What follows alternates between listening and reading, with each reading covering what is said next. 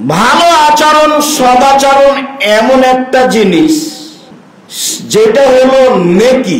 ভালো আচরণ বলতে নেকি, ভালো আচরণই নেকি।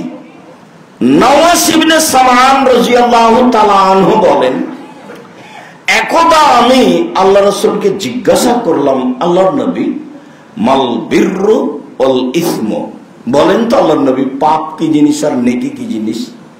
এটাই জিজ্ঞাসা। পাপ কি জিনিস আর নেকি কি জিনিস এইটা বলেন। তো রাসূল সাল্লাল্লাহু আলাইহি সাল্লাম উত্তরে বললেন, আল বিররু হুসনুল খুলুক, নেকি হলো ভালো আচরণ।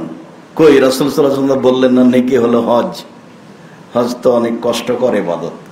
যারা মুআল্লিম তারা কি যে করলো, ফাঁকে ফাঁকে দিয়ে সময় কাটিয়ে, আগে আর পরে যে কত উমরা করালো, দিয়ে খুশি করে দিল। হজের দিন যার যেখানে মন চাইলো সে সেখানে থেকে গেল। হজের কে দাম দেয়? হজ তো সাধারণ ইবাদত নয়, ও তো কষ্টকর, শারীরিক, দীর্ঘ সময় ধরে 5 দিন যাবত এক টানা কর্ম চলতে থাকে। 5 দিন যাবত সে এক জায়গায় নয়, এখান থেকে ওখানে, ওখান থেকে ওখানে, আর সে 2-1 হাজার মানুষ নয়, লক্ষ লক্ষ মানুষ। তো আল্লাহ রাসূল বলবেন যে হজ, তাহলে নাকি এটা একটা ভালো হলো।